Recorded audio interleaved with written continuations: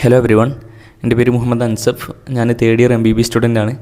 അപ്പം ഓൾറെഡി നമ്മൾ pending topics or model exams എന്നുള്ള പേരിൽ ഒരു വീഡിയോ അപ്ലോഡ് ആക്കിയിട്ടുണ്ടായിരുന്നു. ഈ വീഡിയോ ആ വീഡിയോൻ്റെ സെക്കൻഡ് പാർട്ടാണ്.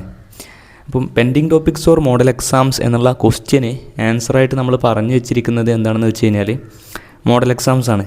ഇനിയുള്ള ദിവസങ്ങളിൽ മോഡൽ എക്സാംസ് ആണ് നിങ്ങൾ ഫോക്കസ് ചെയ്യേണ്ടത് എന്നാണ് നമ്മൾ പറഞ്ഞു വെച്ചിരിക്കുന്നത്. അപ്പോൾ ആ വീഡിയോയിൽ ഒരുപാട് പേര് ഒരുപാട് ഡൗട്ടുകളൊക്കെ ചോദിക്കുന്നുണ്ടായിരുന്നു. അപ്പോൾ ആ ഡൗട്ടുകളൊക്കെ ഒന്ന് അഡ്രസ്സ് ചെയ്യാനും കുറച്ചധികം കാര്യങ്ങളും കൂടി സംസാരിക്കാൻ വേണ്ടിയിട്ടാണ് ഈ ഒരു വീഡിയോ ഉണ്ടാക്കുന്നത്. അതുപോലെ തന്നെ ആ വീഡിയോ വാച്ച് ചെയ്തവർക്കും വാച്ച് ചെയ്യാത്തവർക്കും ഈ ഒരു വീഡിയോ വാച്ച് ചെയ്യാവുന്നതാണ്. ഓക്കെ, അപ്പോൾ വീഡിയോയിലേക്ക് കിടക്കാം. അതിനു മുന്നേ നിങ്ങൾ ചാനൽ സബ്സ്ക്രൈബ് ചെയ്യുക, വീഡിയോ ലൈക്ക് ചെയ്യുക, കമൻറ്റ് ചെയ്യുക. Okay, so let's get into it. അപ്പോൾ ഇതിൽ വീഡിയോയിലേക്ക് കിടക്കുമ്പോൾ ആദ്യം തന്നെ നമുക്കൊരു ക്വസ്റ്റ്യൻ ഉണ്ട്. ഈ ക്വസ്റ്റ്യനിൽ ഒരു എക്സ്റ്റേണൽ ഫോഴ്സ് നമ്മൾ കൊടുക്കുന്നുണ്ട് M1. ഓക്കെ, ഇതാണ് നിങ്ങൾ ആദ്യമായിട്ട് ശ്രദ്ധിക്കേണ്ട കാര്യം.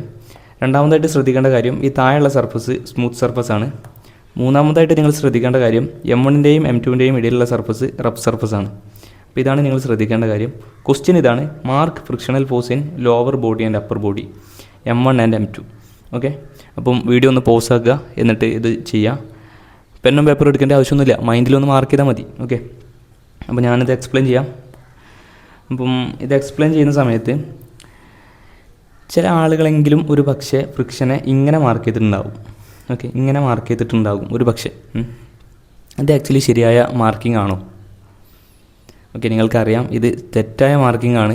കാരണം ഇങ്ങനെ മാർക്ക് ചെയ്യാനുള്ളൊരു റീസൺ ഞാൻ പറഞ്ഞുതരാം. ഇങ്ങനെ മാർക്ക് ചെയ്യാനുള്ളൊരു റീസൺ എന്താണെന്ന് വെച്ച് കഴിഞ്ഞാൽ അവർ വിചാരിക്കുന്നൊരു കാര്യം ഫോഴ്സിന് ഓപ്പോസിറ്റ് ഡയറക്ഷനിലായിരിക്കും ഫ്രിക്ഷൻ എപ്പോഴും എന്നുള്ളതാണ്. പക്ഷേ ഇതെപ്പോഴും ശരിയാവണമെന്നില്ല. ഫ്രിക്ഷൻ എപ്പോഴും ഫോഴ്സിന് ഓപ്പോസിറ്റ് ഡയറക്ഷനിലാവണമെന്നില്ല. ഫ്രിക്ഷൻ്റെ കോൺസെപ്റ്റ് വരുന്നത് എങ്ങനെയെന്ന് വെച്ച് കഴിഞ്ഞാൽ, friction opposes relative motion. Relative മോഷനാണ് ഫ്രിക്ഷൻ ഒപ്പോസ് ചെയ്യുക. അതായത് രണ്ട് സർഫസിൻ്റെ ഇടയിൽ ആ സർഫസ് റഫ് സർഫസ് ആണെങ്കിൽ ആ സർഫസിൽ ഉണ്ടാകുന്ന റിലേറ്റീവ് മോഷനെ ഫ്രിക്ഷൻ ഒപ്പോസ് ചെയ്യും. അപ്പോൾ ഈ കേസിൽ സിസ്റ്റം ഹോളായിട്ട് മൂവ് ചെയ്യാൻ പ്രശ്നം ഉണ്ടാവില്ല. കാരണം അടിയിൽ സ്മൂത്ത് സർഫസ് ആണ്. അപ്പോൾ അവിടെ സിസ്റ്റം ഹോളായിട്ട് മൂവ് ചെയ്യുന്നതിൽ പ്രശ്നമില്ല. പക്ഷേ ഇവർ തമ്മിലുള്ള മൂവ്മെൻ്റ് ഉണ്ടല്ലോ, ഇവിടെ റഫ് സർഫസ് ആയതുകൊണ്ട് ഫ്രിക്ഷൻ അവിടെ ആക്ട് ചെയ്തിട്ട് ഇവർ തമ്മിലുള്ള മൂവ്മെൻറ്റിനെ ഫ്രിക്ഷൻ ഒപ്പോസ് ചെയ്യും. എന്നിട്ട് ഇവർ രണ്ടുപേരെയും ഒപ്പം കൊണ്ടുപോകാനാണ് ഫ്രിക്ഷൻ നോക്കുക. ഓക്കെ, അപ്പോൾ ഫ്രിക്ഷൻ എപ്പോഴും റിലേറ്റീവ് മോഷനാണ് ഫ്രിക്ഷൻ ഒപ്പോസ് ചെയ്യുക. അതുപോലെ തന്നെ റിലേറ്റീവ് വെലോസിറ്റിനെ ഫ്രിക്ഷൻ ഒപ്പോസ് ചെയ്യും. Friction makes relative velocity 0. ഇതാണ് കോൺസെപ്റ്റ്. അതായത് ഫ്രിക്ഷൻ രണ്ടുപേരെയും ഒപ്പം കൊണ്ടുപോകാനാണ് ശ്രമിക്കുക. കോൺസെപ്റ്റ് ക്ലിയർ ആണെന്ന് വിചാരിക്കുകയാണ് കേട്ടോ. അപ്പം നമുക്ക് ചോദിച്ചത് ഇതിൽ ഫ്രിക്ഷണൽ ഫോഴ്സ് മാർക്ക് ചെയ്യാനാണ്. അപ്പം ഇതിൽ ഫോഴ്സ് അപ്ലൈ ചെയ്യുന്ന സമയത്ത് നമ്മൾ ഈ റിലേറ്റീവ് മോഷൻ ഏത് ഡയറക്ഷനിലാണ് എന്നുള്ളത് മനസ്സിലായി കഴിഞ്ഞാൽ അതിൻ്റെ ഓപ്പോസിറ്റ് ഡയറക്ഷനിൽ നമുക്ക് എന്ത് ചെയ്യാം, ഫ്രിക്ഷനെ വരക്കാം. അത്രേ ഉള്ളൂ, വളരെ സിമ്പിളാണ്. അപ്പം ഞാനിവിടെ ഒരു കാര്യം ചെയ്യാണ്. ഇവിടെ റിലേറ്റീവ് മോഷൻ ഏത് ഡയറക്ഷനിലാണെന്ന് മനസ്സിലാക്കാൻ വേണ്ടിയിട്ട് ഞാൻ ഈ സർഫസ് ഉണ്ടല്ലോ, നമ്മൾ നേരത്തെ എടുത്ത സർഫസ്, ഈ റഫ് സർഫസിനെ ഞാൻ തൽക്കാലം സ്മൂത്ത് സർഫസ് ആയിട്ട് അസ്യൂം ചെയ്യുന്നു. അവിടെ സ്മൂത്ത് സർഫസ് ആണെങ്കിൽ എങ്ങോട്ടായിരിക്കും മൂവ്മെൻറ്റ് വരിക? M1ൻ്റെ മൂവ്മെൻറ്റും M2ൻ്റെ മൂവ്മെൻറ്റും എങ്ങോട്ടായിരിക്കും വരിക? M1 ഇങ്ങോട്ടായിരിക്കും മൂവ് ചെയ്യുക. ഫോഴ്സിൻ്റെ ഡയറക്ഷനിൽ M1 മൂവ് ചെയ്യും. പക്ഷേ M2 മൂവ് ചെയ്യൽ ഓപ്പോസിറ്റ് ഡയറക്ഷനിലായിരിക്കും. ഇതാണ് കോൺസെപ്റ്റ്. ഓക്കെ, കാരണം അവിടെ സ്മൂത്ത് സർഫസ് ആണ്. എന്നിട്ട് നിങ്ങളൊന്ന് വിഷ്വലൈസ് ചെയ്താൽ മതി. ഓക്കെ, ഒരു സ്മൂത്ത് സർഫസ് ആണെങ്കിൽ താഴെയുള്ള ബ്ലോക്കിന് നിങ്ങളൊരു ഫോഴ്സ് കൊടുത്തു കഴിഞ്ഞാൽ മുകളിലുള്ള ബ്ലോക്ക് എങ്ങോട്ടാണ് മൂവ് ചെയ്യുക എന്നുള്ളത് നിങ്ങൾക്കൊന്ന് വിഷ്വലൈസ് ചെയ്ത് കഴിഞ്ഞാൽ മനസ്സിലാകും. അപ്പോൾ ഇതിനെ ഒപ്പോസ് ചെയ്യണം. അപ്പോൾ ഫ്രിക്ഷൻ എങ്ങനെ വരും? ഫ്രിക്ഷൻ M1ൽ ഈ ഒരു ഡയറക്ഷനിൽ വരും, M2ൽ ഈ ഒരു ഡയറക്ഷനിൽ വരും. ഇതാണ് ഫ്രിക്ഷൻ്റെ കോൺസെപ്റ്റ്. അപ്പം ഈ ഒരു കോൺസെപ്റ്റ് ഞാനിവിടെ പറയാനുള്ളൊരു റീസൺ എന്താണെന്ന് വെച്ച് കഴിഞ്ഞാൽ, അധികം ആളുകളും ചോദിച്ചൊരു ചോദ്യം അതാണ്. അതായത് കഴിഞ്ഞ വീഡിയോ ഇട്ട സമയത്ത് അധികം ആളുകളും ചോദിച്ചൊരു ചോദ്യം എന്താണെന്ന് വെച്ച് കഴിഞ്ഞാൽ, കോൺസെപ്ച്വൽ ക്ലാരിറ്റി ഇല്ലാതെ, അതായത് അവർ ഇൻഡയറക്റ്റ്ലി ചോദിച്ചൊരു ചോദ്യമാണ്, കോൺസെപ്ച്വൽ ക്ലാരിറ്റി ഇല്ലാതെ എങ്ങനെയാണ് നമ്മൾ എക്സാംസ് എഴുതുക എന്നുള്ളത്. അപ്പോൾ ഞാൻ പറയുന്നത് എന്താണെന്ന് വെച്ച് കഴിഞ്ഞാൽ, കോൺസെപ്റ്റ് വളരെ ഇമ്പോർട്ടൻ്റ് ആണ്. കോൺസെപ്ച്വൽ ക്ലാരിറ്റി വളരെ ഇമ്പോർട്ടൻ്റ് ആണ്. ഇതുപോലെ നിങ്ങൾ കോൺസെപ്റ്റ് പഠിച്ചിട്ടില്ലെങ്കിൽ ഫുൾ ആൻസർ റോങ് ആവാൻ ചാൻസ് ഉണ്ട്. അപ്പോൾ കോൺസെപ്റ്റ് ഇല്ലാതെ നമുക്ക് എക്സാംസ് എഴുതാൻ പറ്റില്ല, ശരിയാണ്. പക്ഷേ ഞാൻ പറഞ്ഞത് കോൺസെപ്റ്റ് പഠിക്കുന്ന രീതിയാണ് ചേഞ്ച് ചെയ്യേണ്ടത്. We change the way of studying topics. മനസ്സിലായോ? പഠിക്കുന്ന രീതിയാണ് നമ്മൾ മാറ്റുന്നത്. അപ്പം ഞാൻ പറഞ്ഞത്, ആ വീഡിയോയിൽ പറഞ്ഞ കാര്യം എന്താണെന്ന് വെച്ച് കഴിഞ്ഞാൽ, ഇൻസ്റ്റെഡ് ഓഫ് റിവിഷന് പകരം അതായത് നമ്മളിങ്ങനെ ഓരോ ചാപ്റ്റർ എടുത്തിട്ട് ഇങ്ങനെ ഓരോ പെൻഡിങ് ടോപ്പിക്സും അതുപോലെ തന്നെ റിവിഷൻസൊക്കെ ഓരോ ചാപ്റ്റർ വൈസ് ഇങ്ങനെ എടുത്ത് പഠിക്കുന്നതിന് പകരം നിങ്ങൾ എക്സാംസ് എഴുതുക. ഇതാണ് ഞാൻ പറഞ്ഞത് മെയിനായിട്ട്. ഓക്കെ, എക്സാംസിൽ നിങ്ങൾ ഫോക്കസ് ചെയ്യുക. എക്സാംസിൽ ഫോക്കസ് ചെയ്യുന്ന സമയത്ത് എക്സാംസിൽ നമുക്ക് ഒരുപാട് തെറ്റ് ക്വസ്റ്റ്യൻസ് വരും. അതായത് ഒരുപാട് ക്വസ്റ്റ്യൻസ് നമുക്ക് ആൻസർ ചെയ്യാൻ പറ്റില്ല. അപ്പോൾ അങ്ങനെ ആൻസർ ചെയ്യാൻ പറ്റാതിരിക്കുന്ന സമയത്ത് നമുക്ക് കോൺസെപ്റ്റ് പഠിക്കാം. എങ്ങനെ പഠിക്കാം?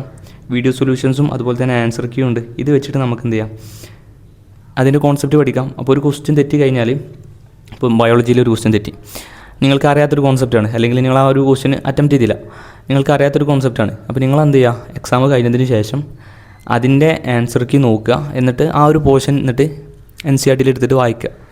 അങ്ങനെ പഠിക്കുക.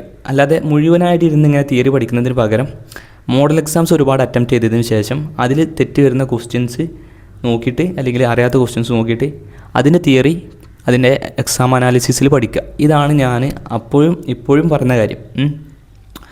കാരണം എന്താണെന്ന് വെച്ച് കഴിഞ്ഞാൽ, there is no time to study all the theory. എല്ലാ തിയറിയും കൂടി ഇരുന്ന് പഠിക്കാനുള്ള സമയമില്ല. ഓക്കെ, ഈ കാര്യങ്ങളൊക്കെ വളരെ ക്ലിയർ ആയിട്ട് ആ വീഡിയോയിൽ ഞാൻ എക്സ്പ്ലെയിൻ ചെയ്യുന്നുണ്ട്. അപ്പോൾ നിങ്ങൾ ഈ ഒരു വീഡിയോ കണ്ടതിന് ശേഷം ആ വീഡിയോയിലേക്ക് പോവുക.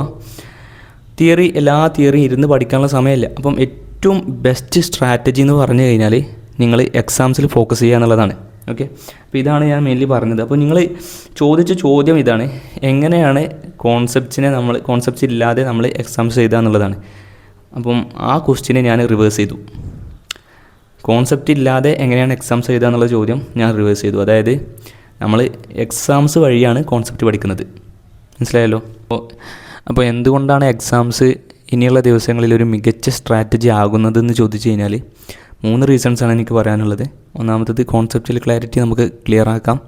രണ്ടാമത്തത് ആർട്ട് എന്ന് പറയുന്നത് ഈ കോൺസെപ്റ്റിനെ ആൻസറിലേക്ക് എത്തിക്കുന്നൊരു ആർട്ടാണ്. ഓക്കെ, ആ ആർട്ട് ആക്ച്വലി നിങ്ങൾക്ക് ഡെവലപ്പ് ചെയ്യാം, ആ സ്കില്ല് നിങ്ങൾക്ക് ഡെവലപ്പ് ചെയ്യാം. രണ്ടാമത്തെ കാര്യം അതാണ്. മൂന്നാമത്തെ കാര്യം ടൈം മാനേജ്മെൻ്റ് ആണ്. ഓക്കെ, അപ്പോൾ ഈ 3 കാര്യങ്ങളുള്ളത് കൊണ്ടാണ് നമ്മുടെ എക്സാംസ് ഒരു മികച്ച സ്ട്രാറ്റജിയായി മാറുന്നത്.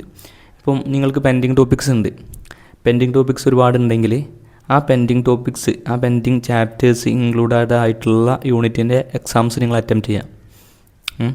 അങ്ങനെ നിങ്ങൾ അറ്റംപ്റ്റ് ചെയ്യുന്ന സമയത്ത് നിങ്ങൾ അറ്റംപ്റ്റ് ചെയ്യുന്ന സമയത്ത് നിങ്ങൾക്ക് ഒരുപാട് ക്വസ്റ്റ്യൻസ് തെറ്റും. എന്നിട്ട് നിങ്ങൾ അതിൻ്റെ അനാലിസിസിലേക്ക് പോവുക. എന്നിട്ട് ആ തെറ്റിയ ക്വസ്റ്റ്യൻസും അതിൻ്റെ കോൺസെപ്റ്റും പഠിക്കുക. അങ്ങനെ പഠിക്കുക. ഇങ്ങനെയാണ് നമ്മൾ പഠിക്കേണ്ടത്. ഓക്കെ, പിന്നെയുള്ള ദിവസങ്ങളിൽ ഈ 3 റീസൺ വഴി കോൺസെപ്റ്റുവൽ ക്ലാരിറ്റി നമുക്ക് റെഡിയാക്കാം. നമുക്ക് കോൺസെപ്റ്റിനെ ആൻസറിലേക്ക് എത്തിക്കാനുള്ള സ്കില്ല് നമുക്ക് ഉണ്ടാക്കാം. അതുപോലെ തന്നെ ടൈം മാനേജ്മെൻറ്റ്. കാരണം ടൈം നമ്മൾ വെറുതെ ക്വസ്റ്റ്യൻസ് ചെയ്യുന്ന സമയത്ത് നമുക്ക് ടൈം മാനേജ്മെൻറ്റ് റെഡിയാക്കാൻ കഴിയില്ല.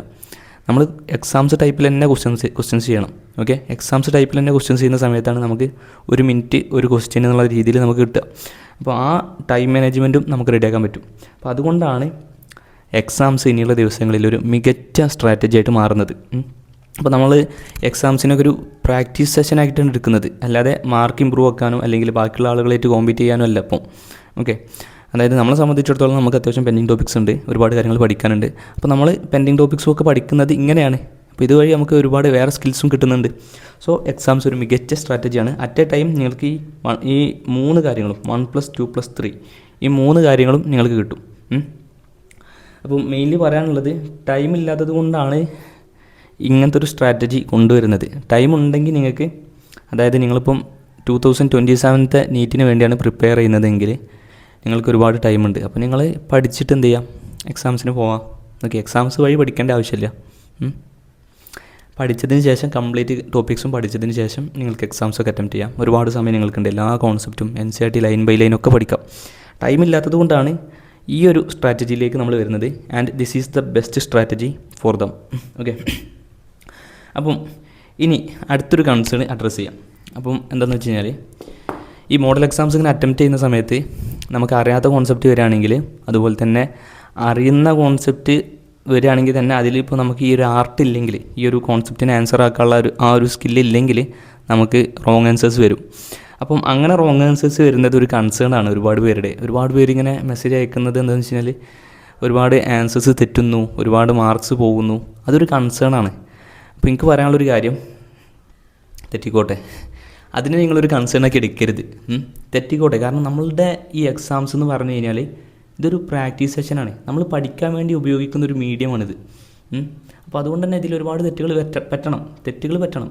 അപ്പോൾ നമുക്ക് പെൻഡിങ് ടോപ്പിക്സിൻ്റെ മോഡൽ എക്സാംസാണ് നിങ്ങൾ അറ്റംപ്റ്റ് ചെയ്യുന്നതെങ്കിൽ നിങ്ങൾക്ക് അറിയാത്ത ഒരുപാട് കോൺസെപ്റ്റ് ഉണ്ടാവും. അപ്പോൾ നിങ്ങൾ ആദ്യം തെറ്റിച്ചിട്ടാണ് ഇതിൻ്റെ ആൻസർ കീ അനാലിസിസിലും അതുപോലെ തന്നെ വീഡിയോ സൊല്യൂഷനിലേക്ക് നിങ്ങൾ വരേണ്ടത്. എന്നിട്ട് അവിടുന്ന് നിങ്ങൾ അതിനെ കറക്റ്റാക്കണം. അവിടെ നിങ്ങൾ ഈ ഫാക്കൽറ്റീസൊക്കെ ഈ കോൺസെപ്റ്റിനെ എങ്ങനെയാണ് ആൻസറിലേക്ക് എത്തിക്കുന്നത് എന്നുള്ളതും ആ കോൺസെപ്റ്റ് എന്താണെന്നുള്ളതും ഒക്കെ നമുക്ക് അവിടെ നിന്ന് പഠിക്കണം. അപ്പം തെറ്റുന്നത് ഒരിക്കലും നിങ്ങളൊരു കൺസേൺ ആക്കി എടുക്കരുത്. ഒരുപാട് പേരുടെയും ഒരു ഏറ്റവും വലിയൊരു പ്രശ്നം ഇതാണ്. അവർ ഒരുപാട് ക്വസ്റ്റ്യൻസ് തെറ്റുന്നു, എക്സാംസ് അറ്റംപ്റ്റ് ചെയ്യാൻ ഇഷ്ടമല്ല, കാരണം ഒരുപാട് ക്വസ്റ്റ്യൻസ് തെറ്റുന്നു, അങ്ങനത്തെ ഒരു മൈൻഡ് സെറ്റാണ് എല്ലാവർക്കും ഉള്ളത്. അപ്പോൾ ആ ഒരു മൈൻഡ് സെറ്റിനെ നിങ്ങൾ ചേഞ്ച് ചെയ്യണം. കാരണം നമ്മുടെ അൾട്ടിമേറ്റ് എയിം നീറ്റ് 2026 ആണ്. അപ്പോൾ അവിടെ തെറ്റരുത്. ഇവിടെ തെറ്റിക്കോട്ടെ, ഇവിടെ എത്രയും തെറ്റിക്കോട്ടെ, പ്രശ്നമില്ല, നമുക്ക് റെഡിയാക്കി എടുക്കാം. അപ്പോൾ അവിടെ തെറ്റരുത്. അതിന് വേണ്ടിയിട്ടാണ് നമ്മൾ ഇങ്ങനെ ഇതിനൊരു പ്രാക്ടീസ് സെഷൻ ആക്കിയിട്ട് മാറ്റുന്നത്. ഓക്കെ, അപ്പോൾ ഇവിടെ നിങ്ങൾ കോൺസെപ്റ്റും പഠിക്കും. പിന്നെ ഈ കോൺസെപ്റ്റ് പഠിച്ചതും അതുപോലെ തന്നെ ഈ ആർട്ടും പഠിച്ചതൊക്കെ നിങ്ങൾ എവിടെ അപ്ലൈ ചെയ്യും? നീറ്റ് 2026 അപ്ലൈ ചെയ്യും. അപ്പം എക്സാം അനാലിസിസ് വഴി നമുക്ക് എന്ത് ചെയ്യാം? മിസ്റ്റേക്സ് ക്ലിയർ ചെയ്യാം. ഓക്കെ, അതിനൊരു മിസ്റ്റേക്ക് ബുക്ക് ഉണ്ടാക്കുന്നത് വളരെയധികം എഫക്റ്റീവായിരിക്കും. മിസ്റ്റേക്സ് ബുക്ക് എന്ന് പറയുമ്പം അതിൽ നിങ്ങൾ ഓരോ ക്വസ്റ്റ്യനും അതിൻ്റെ ഓപ്ഷൻസും എടുത്ത് എഴുതേണ്ട ആവശ്യമില്ല. നിങ്ങൾക്ക് മിസ്റ്റേക്ക് പറ്റിയ കോൺസെപ്റ്റിനെ മാത്രം അതിലേക്ക് മാറ്റി എഴുതിയാൽ മതി. ഓക്കെ, ഏതൊക്കെ കോൺസെപ്റ്റാണ് നിങ്ങൾക്ക് ക്ലിയർ അല്ലാത്തത്, നിങ്ങൾക്ക് കിട്ടാതെ പോയ കോൺസെപ്റ്റ് ഏതൊക്കെയാണ്, അതിനെ നിങ്ങൾ എന്ത് ചെയ്യുക? ആ മിസ്റ്റേക്ക് ബുക്കിലേക്ക് മാറ്റി എഴുതുക. ഓക്കെ, അങ്ങനെയാണ് നിങ്ങൾ പഠിക്കേണ്ടത്. ഓക്കെ, അപ്പോൾ ആൻസർ കീയും അതുപോലെ തന്നെ വീഡിയോ സൊല്യൂഷൻസുമാണ് നമ്മുടെ ലേണിംഗ് മെത്തേഡ്സ്. അപ്പം നിങ്ങൾക്ക് അറിയാത്ത കോൺസെപ്റ്റ് ആണെങ്കിൽ നമ്മൾ ആ കോൺസെപ്റ്റ് പഠിക്കും. നിങ്ങൾക്ക് അറിയുന്ന കോൺസെപ്റ്റ് ആണെങ്കിൽ നമുക്ക് ആർട്ടില്ലാത്ത കോൺസെപ്റ്റ് ആണെങ്കിലും നമുക്ക് തെറ്റ് പറ്റും. ഓക്കെ, അപ്പം അവിടെയും നമുക്ക് എന്ത് ചെയ്യാം? ആ കോൺസെപ്റ്റിനെ ആൻസർ ആക്കുന്ന ആ ആർട്ടിനെ നമുക്ക് പഠിക്കാൻ കഴിയും. അപ്പം രണ്ട് രീതിയിലും നമുക്ക് എന്ത് ചെയ്യാം? പഠനം ക്ലിയർ ആക്കാൻ പറ്റും. അപ്പം പിന്നെ മെയിനായിട്ട് പറയാനുള്ള കാര്യം, പിന്നെ എന്തെങ്കിലും ക്വസ്റ്റ്യൻസ് ഇതിൽ നിന്ന് വരികയാണെങ്കിൽ, ഇതുപോലത്തെ ക്വസ്റ്റ്യൻസോ അല്ലെങ്കിൽ ഈ ക്വസ്റ്റ്യൻസോ അല്ലെങ്കിൽ ഇതേ ടൈപ്പ് ക്വസ്റ്റ്യൻസൊക്കെ നീറ്റ് 2026 വരികയാണെങ്കിൽ നമുക്ക് തെറ്റില്ല, നമുക്ക് തെറ്റരുത്. ഓക്കെ, ആ രീതിയിൽ നിങ്ങൾ പഠിച്ചു വെക്കണം. മനസ്സിലായോ? ഓക്കെ, ആ രീതിയിൽ നിങ്ങൾ സെറ്റാക്കി വെക്കണം. ഓക്കെ, അപ്പോൾ നിങ്ങളുടെ ഒരു അവസ്ഥ എങ്ങനെയായിരിക്കും എന്ന് വെച്ച് കഴിഞ്ഞാൽ ഇങ്ങനെയായിരിക്കും. ഞാൻ ഇപ്പോൾ ഹൈലൈറ്റ് ചെയ്ത പോലെ ആയിരിക്കും. മോഡൽ എക്സാംസിന് നിങ്ങളുടെ ഗ്രാഫ് താഴോട്ടായിരിക്കും. വലിയ പെർഫോമൻസ് ഒന്നും ഉണ്ടാവില്ല നമുക്ക്, കാരണം നമ്മൾ അത് പഠിക്കാൻ വേണ്ടി ഉപയോഗിക്കുന്ന ഒരു കാര്യമാണ്. അപ്പോൾ അതുകൊണ്ട് തന്നെ നമുക്ക് ഒരുപാട് തെറ്റുകൾ പറ്റും. അപ്പോൾ അതിനെ കൺസേൺ ആക്കി എടുക്കരുത്. ഓക്കെ, അതാണ് മെയിൻലി പറയാനുള്ളത്. പക്ഷേ നീറ്റ് എക്സാമിന് നിങ്ങൾ കയറും. അപ്പോൾ നീറ്റ് എക്സാംസിന് നിങ്ങളൊരു കയറും. ഓക്കെ, അങ്ങനത്തെ ഒരുപാട് എക്സാമ്പിൾസ് ഉണ്ട്. ഒരുപാട് പേര് മോഡൽ എക്സാംസിന് വളരെ ഡൗൺ പെർഫോംഡ് ആയ ഒരുപാട് പേര് നീറ്റ് എക്സാംസിന് നല്ല രീതിയിൽ ഇമ്പ്രൂവ്ഡായി വന്നിട്ടുണ്ട്. അപ്പോൾ അതുകൊണ്ട് നിങ്ങൾക്കും പറ്റും. അപ്പോൾ നിങ്ങൾ ഈ ഒരു രീതിയിൽ നിങ്ങൾ മുന്നോട്ട് പോകുക എന്നുള്ളതാണ്. പിന്നെ പറയാനുള്ള കാര്യം, നിങ്ങൾ ക്വസ്റ്റ്യൻ്റെ നമ്പർ ഇൻക്രീസ് ചെയ്യുക. അതായത് ഡെയിലി നിങ്ങൾക്കൊരു 2 എക്സാംസോ അല്ലെങ്കിൽ 2 എക്സാംസ് അറ്റംപ്റ്റ് ചെയ്യാൻ പറ്റുകയാണെങ്കിൽ ഗുഡ്, നല്ലതാണ്. ഞാനൊരു 3 എക്സാംസ് അറ്റംപ്റ്റ് ചെയ്ത ടൈം ഉണ്ടായിരുന്നു ഡെയിലി. അപ്പം ഞാൻ അറ്റംപ്റ്റ് ചെയ്യുന്ന രീതി എങ്ങനെയാണെന്ന് വെച്ച് കഴിഞ്ഞാൽ, ചെറിയൊരു പ്രിപ്പറേഷൻ നടത്തും. അതായത് ഇക്വേഷൻസൊക്കെ ഇങ്ങനെ ജസ്റ്റ് ഒന്ന് ഓടിച്ചു വിടും. എന്നിട്ട് എക്സാംസിന് അറ്റംപ്റ്റ് ചെയ്യും. അപ്പോൾ അതിൽ ഒരുപാട് ക്വസ്റ്റ്യൻസ് തെറ്റും, അതിന് അനാലിസിസ് നടത്തും, മിസ്റ്റേക്ക് ബുക്കിൽ അതിനെ മാറ്റി എഴുതും. ഇങ്ങനെയാണ് ഞാൻ ചെയ്തിരുന്നത്. ഡെയിലി ഇങ്ങനെ 3 വട്ടം ചെയ്യാറുണ്ട്. അപ്പം നിങ്ങൾക്ക് 3 വട്ടം ചെയ്യാമെന്ന് പറഞ്ഞു കഴിഞ്ഞാൽ വളരെയധികം റിസ്ക്കാണ്. ഒരു 2 വട്ടമെങ്കിലും എന്തായാലും ചെയ്യാൻ നോക്കാം. 2 വട്ടം മിനിമം ചെയ്യാൻ നോക്കാം. കൂടുതൽ ക്വസ്റ്റ്യൻസ് നിങ്ങൾ അറ്റംപ്റ്റ് ചെയ്ത് കഴിഞ്ഞാൽ നിങ്ങൾ കാണാത്ത ടൈപ്പ് ക്വസ്റ്റ്യൻസ് എക്സാംസിന് ഉണ്ടാവില്ല. എക്സാംസിന് വരുന്ന എല്ലാ ക്വസ്റ്റ്യൻസും നിങ്ങൾ കണ്ട ടൈപ്പായിരിക്കും. അപ്പോൾ ആ രീതിയിൽ നിങ്ങൾ ക്വസ്റ്റ്യൻസിനെ ഇൻക്രീസ് ചെയ്യണം. അപ്പം നീറ്റിന് നിങ്ങൾ പഠിച്ച ക്വസ്റ്റ്യൻസോ അല്ലെങ്കിൽ നിങ്ങൾ പഠിച്ച അതേ സെയിം ക്വസ്റ്റ്യൻസോ അല്ലെങ്കിൽ അതേ ടൈപ്പ് ക്വസ്റ്റ്യൻസോ ഒക്കെ ആയിരിക്കും നീറ്റിന് വരിക. അപ്പോൾ നിങ്ങൾക്ക് 1 മിനിറ്റ് കൊണ്ട് തന്നെ ചെയ്യാൻ കഴിയും. അപ്പം അതുകൊണ്ട് നിങ്ങൾ ഒരുപാട് ക്വസ്റ്റ്യൻസ് ചെയ്യാം. മാക്സിമം നമ്പർ ഓഫ് ക്വസ്റ്റ്യൻസ് ചെയ്യുക. അപ്പോൾ ഈ ഒരു വീഡിയോ 12th ഏപ്രിലിനായിരിക്കും അപ്ലോഡ് ആക്കുക. അപ്പം ഓൾമോസ്റ്റ് ഒരു 20 ഡേയ്സൊക്കെ നിങ്ങൾക്കുണ്ട്. ഡെയിലി 2 എക്സാംസ് നിങ്ങൾ അറ്റംപ്റ്റ് ചെയ്യുകയാണെങ്കിൽ, ഇപ്പോൾ ഫിസിക്സിൻ്റെ കേസിൽ പറയുകയാണെങ്കിൽ 45 ക്വസ്റ്റ്യൻസ് അല്ലേ ഒരു എക്സാമിൽ നമുക്ക് കിട്ടുക. 45 × 2 90 ക്വസ്റ്റ്യൻസ്, 90 × ബാക്കി ഒരു 20 ഡേയ്സ് ഉണ്ടാവും, 20. അപ്പം 1800 ക്വസ്റ്റ്യൻസ് നിങ്ങൾ പഠിക്കുന്നുണ്ട്. Think about that.